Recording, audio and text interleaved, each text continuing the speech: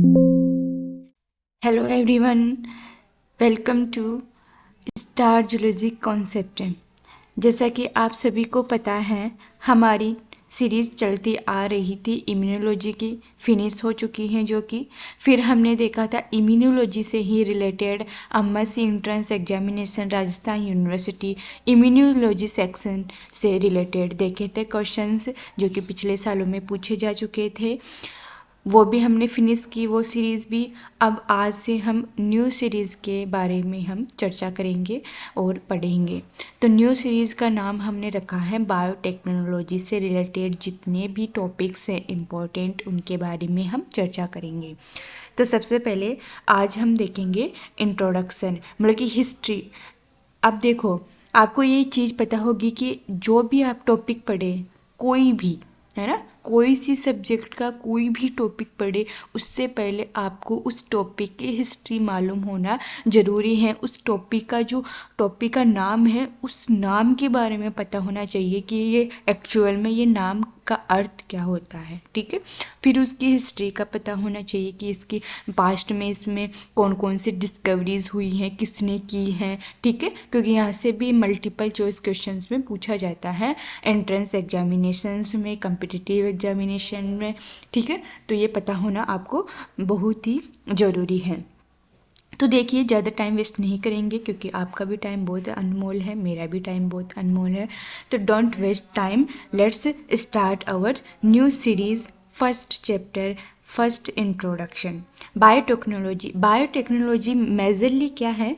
Biotechnology majorly principle and process के बारे में बात करता है, ठीक है, और एप्लीकेशन ऑफ बायोटेक्नोलॉजी के बारे में बात करता है। इसमें हम दो चीज़ें, दो ब्रॉड फील्ड के बारे में बात करेंगे। एक तो इसके जो प्रिंसिपल सिद्धांत हैं, इसकी प्रोसेस हैं, क्रियाएं हैं, ठीक है, कि ये क्या क्या प्रोसेस होती हैं, कौन कौन सी क्रियाएं इसमें शामिल होती हैं, और उन क्रियाओं का, उन प्रिंसिपल सिद्धांतों का एप्लीकेशन है ना, उपयोग किसमें किया जा सकता है, वो देखेंगे, ठीक है।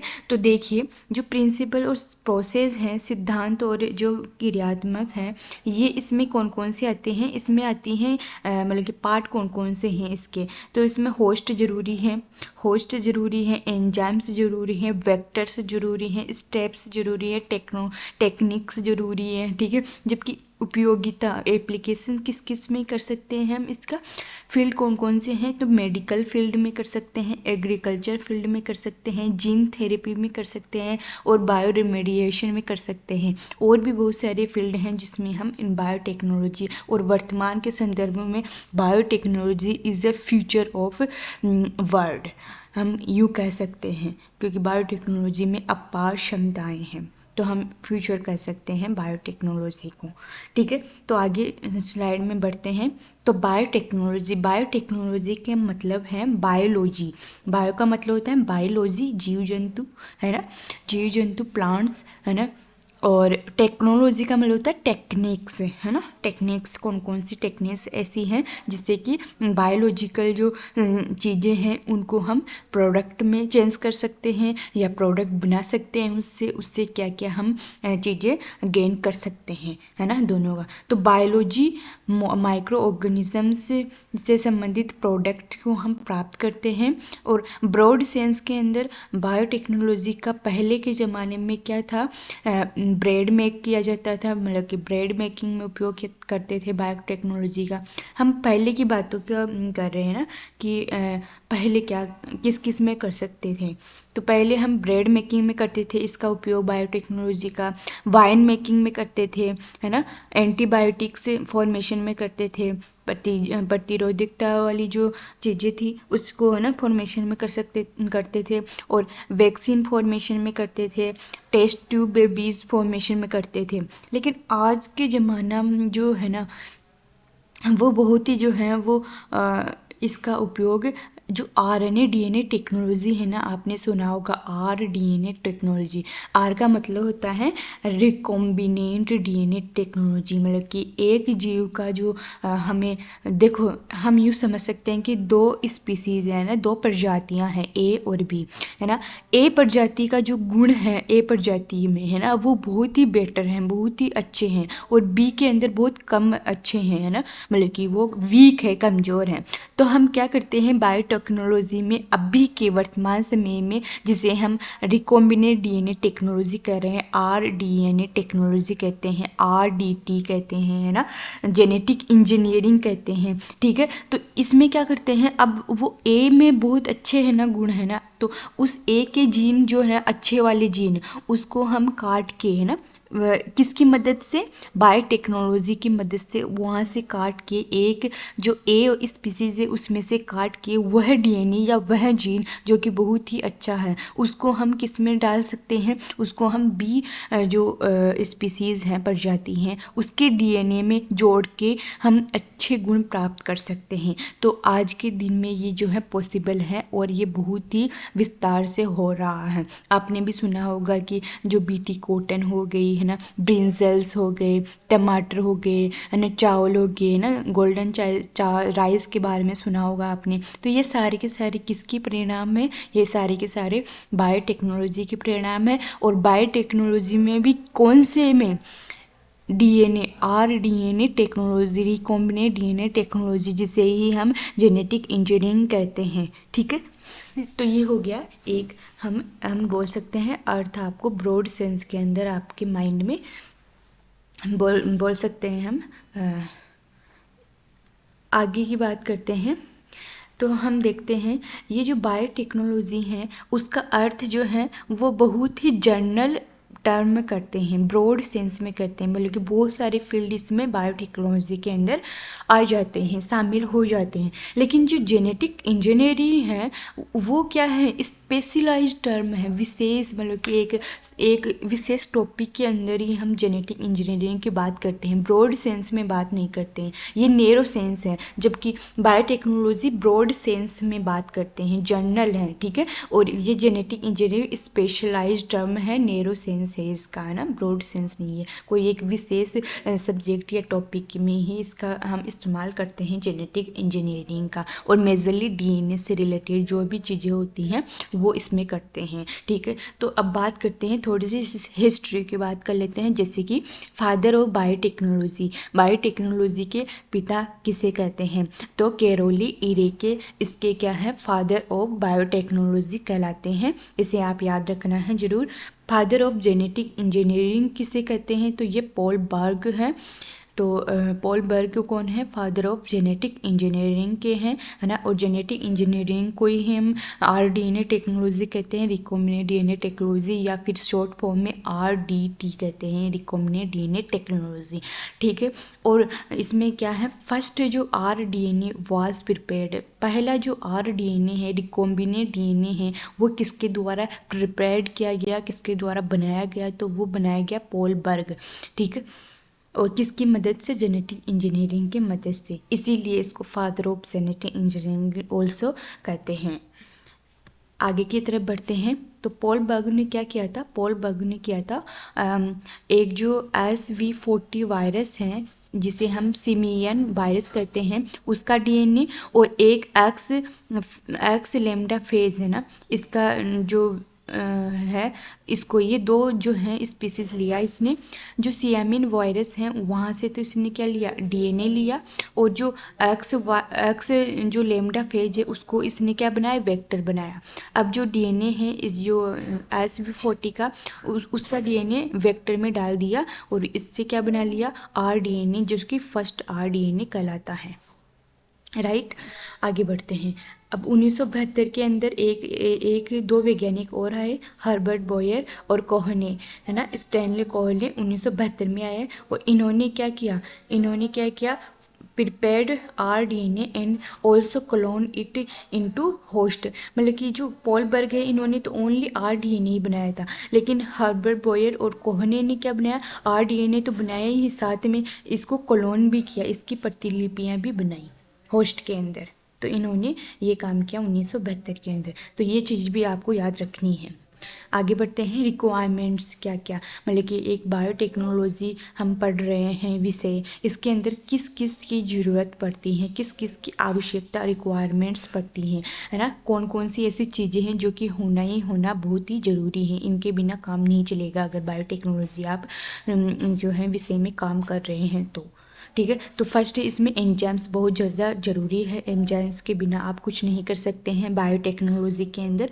और एंजाइम भी क्या, which work at the level of cell. एक तो एंजाइम की कैटेगरी है जो कि सेल के लेवल पर काम करती हो, सेल के स्तर पर काम करती हो, जिसे लाइजिंग एंजाइम्स कहते हैं। और एक जो डीएनए के लेवल पर काम करती हैं, है ना। तो इस तरीके के दो एंजाइम्स की कैटेगरीज हो गई। अगर डीएनए के लेवल पर काम करेगी तो ये जो है वो cleaning enzymes and restriction endonuclease molecular scissors जिसे कहते हैं, डीएनए सीजर भी कहते हैं रेस्ट्रिक्शन एंडोन्यूक्लियस को, ठीक है।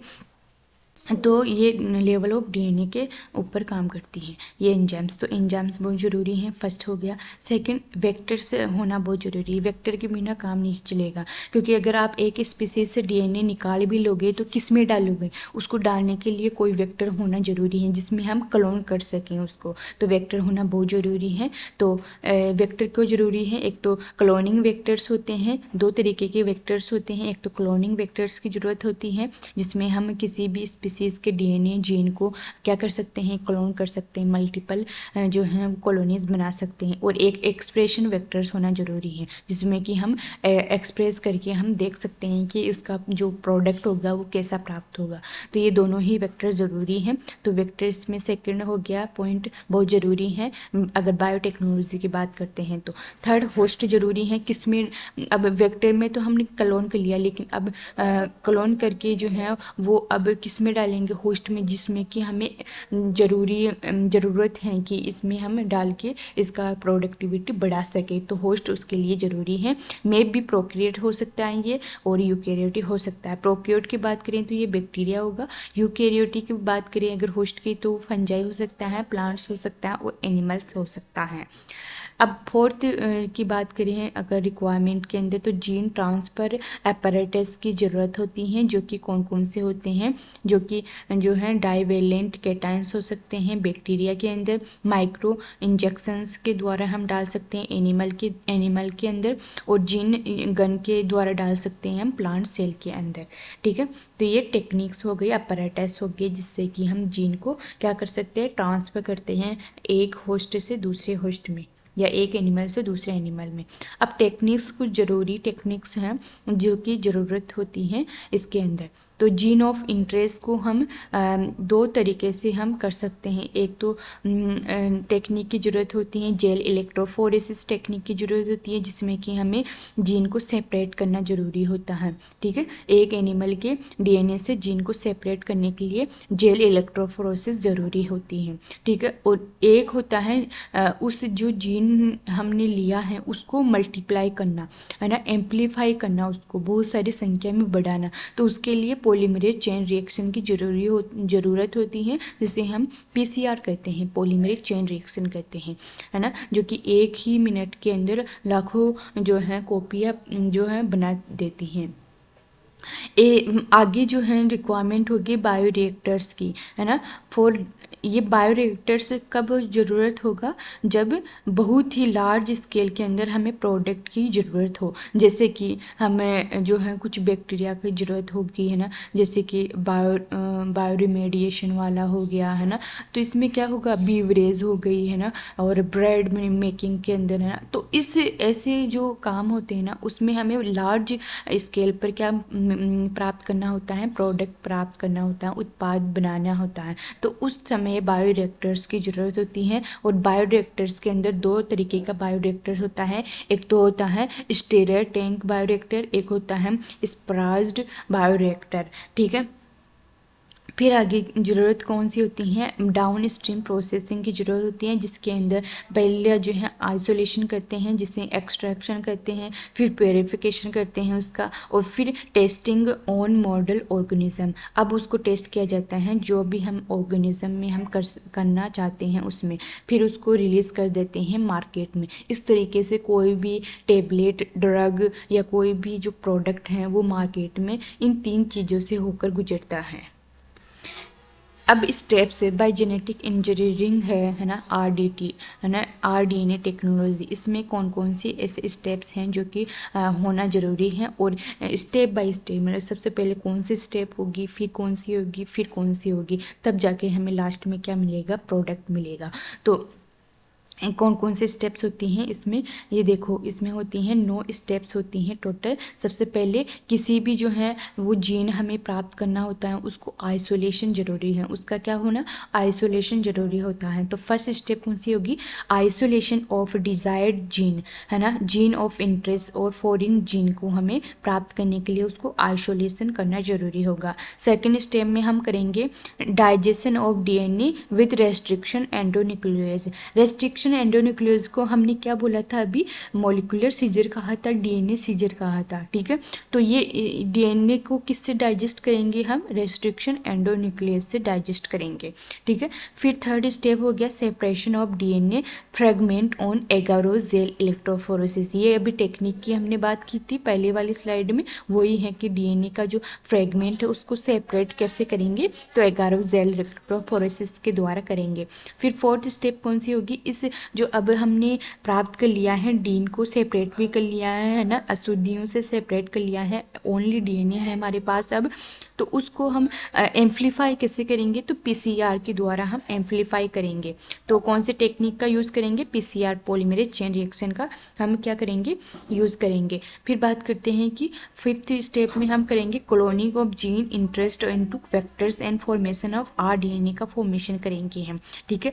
छठवीं जो स्टेप है उसके अंदर selection of recombinants from non recombinants by using selectable markers के द्वारा हम किसको करेंगे, रिकॉम्बिनेंट्स को नॉन रिकॉम्बिनेंट्स से क्या कर लेंगे, सिलेक्ट कर लेंगे। फिर सातवें स्टेप के अंदर ट्रांसफ़र करेंगे आर डीएनए को होस्ट के अंदर, ठीक है। फिर करेंगे फॉर्मेशन ऑफ आर प्रोटीन्स का into heterologous host in bioreactors biosynthetic steps में, है ना।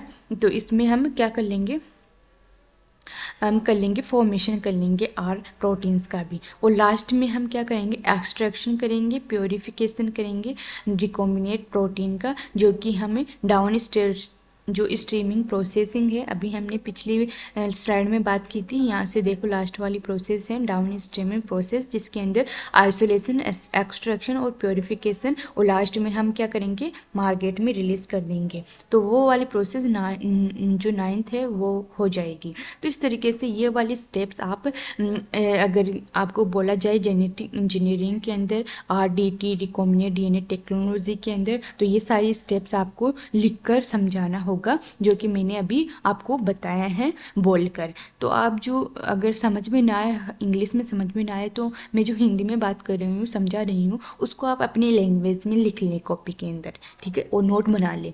इस तरीके से आप कर सकते हैं। हमेशा जो है वो प्रॉब्लम्स को फेस करना सीखें, ना कि आप यूँ बोले कि मैम ऐसा करा दो, मैम वैसा करा दो। हाँ, आप बोल सकते हो, लेकिन इंग्लिश हिंदी का कोई मैटर नहीं होना चाहिए, ठीक है। आप कर सकते हैं, क्योंकि मुझे पूरा यकीन और उम्मीद है। तो ठीक है, आज के लिए इतना ही काफ़ी होगा, क्योंकि ये लेक्चर बहुत बड़ा हो गया है पहले ही, और इतना काफ़ी होगा, इतना पढ़ें आप, और अगले लेक्चर में हम फिर से मुलाकात करेंगे, ठीक है। तो आज हमने देखा है डेफिनेशन देखी है बायोटेक्नोलॉजी की, हिस्ट्री देखी है, scope, application, bio major area देखा है, जैसे कि माइक्रोबियल हो गया, प्लांट, एनिमल, है ना, ये बायोटेक्नोलॉजी हो गया।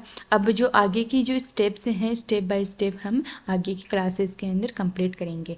तो तब तक के लिए जो है आप पढ़ते रहिए, हंसते रहिए और आगे बढ़ते रहिए। धन्यवाद।